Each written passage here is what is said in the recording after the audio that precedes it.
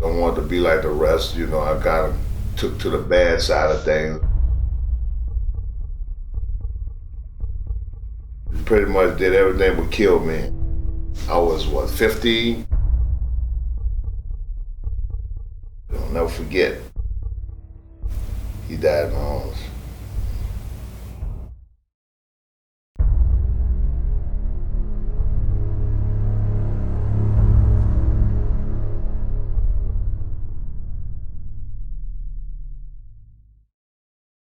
Good afternoon. My name is Albert. I was asked to do this interview, and I was somewhat reluctant to do it because I'm kind of camera shy.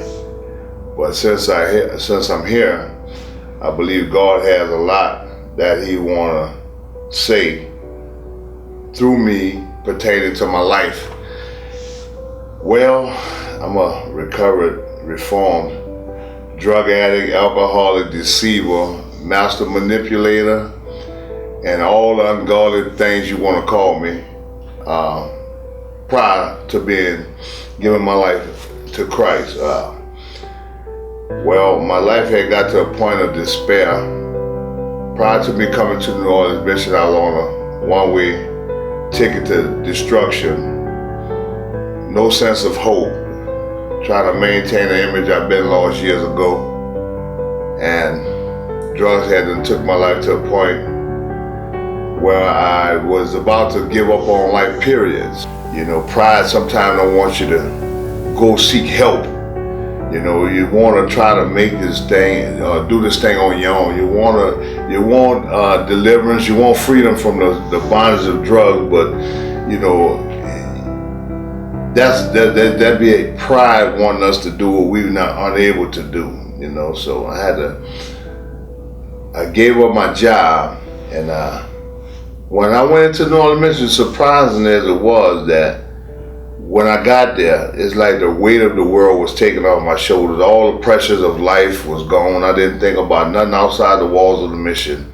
I knew I was on a path that was leading to life. When I got there, I felt a sense of refuge, a sense of safety. Because I didn't want to die, especially I didn't want to die in the state that I was in. So here I am today, and I'm very grateful that I made that decision. And doing that, my life is starting to flourish again. I feel valuable again. I feel my worth. I could look any man in the eye today without holding my head down in shame. But it was nothing that I did. What I did, I surrendered myself to God. And doing that, God allowed the healing process to begin. When I gave up my will, I think that's what it was all about, being broken. I came up the only child. I came up raised by my grandmother, no dad in my life. My mother, she was a gambler. That's what she did. She gambled. She didn't have much time for me. Well, I didn't live in poverty or anything, but the thing that I was starving for was attention. Things I was starving for, relationship, companionship, mainly because being the only child and having two elder grandparents that raised me, it was kind of tough. So they did what they could do, but they couldn't really identify. I had no male role model, no male support in my life. As I grew older, I started getting in touch with things outside the house, with people from outside, other guys my age, started to take interest in other things like, running the streets. And I was going to school, but school wasn't my focus. I wanted to be like the rest. I took to the bad side of things. I wanted to be feel wanted. I took to the streets, pretty much got involved in stealing cars, going to French quarters, robbing people, doing all kind of wrong, and I'll be a good boy day by night. I'll be, terrible. I'll be doing terrible things, after the sunset, just anything goes, and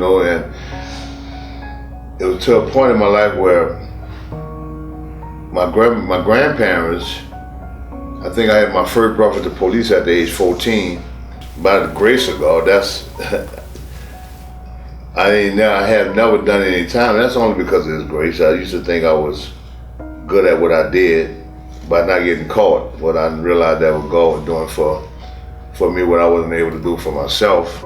My grandmother, she began, age caught up with her. She was a hard-working woman. Her and my grandfather also, but she got sick first, and that left me with a big responsibility at age 15, 14, between 14 and 15, and 15 and a half. I was like taking my grandmother to her hospital appointments. I was cooking for her. I was cleaning for her. I was cleaning, just doing everything for her. I spent a lot of time with her, bathing her. I did all that for my grandmother. It was a big burden on a child my age, especially a boy. And I slept in a bed, and I'm not ashamed to say this. I slept in a bed with my grandmother till she died. About a week before she died, I slept in a bed with her. That's like my best friend. That was my everything, my grandmother. So about maybe almost a year later, he began to get sick. In fact, he died in my arms, getting him dressed to go to the hospital. I'll never forget. He died in my arms.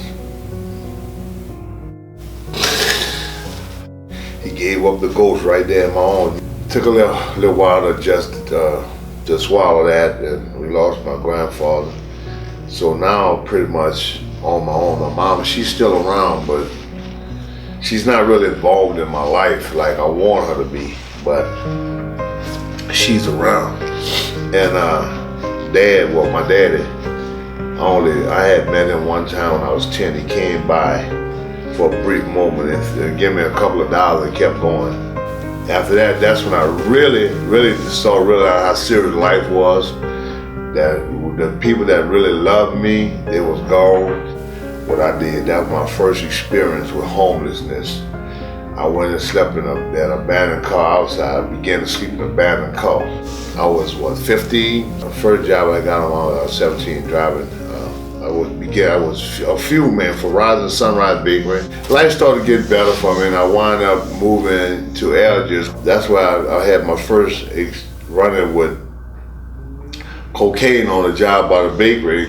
I decided to try it. I don't know what made me do it, but I did it. I started to like the numbness. I like the fact that it took me away from pain, and it made me numb. And that's where it began. And then up come crack, and it pretty much did everything but kill me. That I never blamed my addiction on my childhood. I never blamed my addiction because my daddy wasn't out. I never blamed me having that addiction. I never blamed it on my mother. I never blamed it on my grandparents. It constantly worked its way into my life and pretty much destroyed it. But by the grace of God, I'm sitting here telling you this story. At least I know where I'm at now. It brought me to a part of my life where I know that individually on my own I'm nothing without God. It brought me to a brokenness. It brought me to pain. Like the scriptures say that He learned obedience. Jesus learned obedience through His suffering. But He suffered, and I learned obedience through a lot of suffering. My will been broken, and it's all about what God has for me today. And I just thank God for what He's doing in my life. And I thank God for the New Orleans mission. That's the most stable I've ever been in my whole life. You know what I'm saying? Every day God is showing His hand in my life. So I'm grateful for the little. And the New Orleans mission did a lot for me. And I always want to be a part of the New Orleans mission. I got His promise that I'm looking forward to. If I seek to build His house, He'll build my house. And after I met Him at the New Orleans mission, I believe this is my season. This is the place God put me in. That's why I try to encourage a lot of other brothers and sisters, especially young brothers that are coming in there. But however, whatever, the resolution, the resolve is God. And I know that beyond a shadow of a doubt. That's why I'm sitting here today saying what I'm saying. I hope I said something to help somebody. Thanks for letting me share that. My name is Albert, and I am a disciple.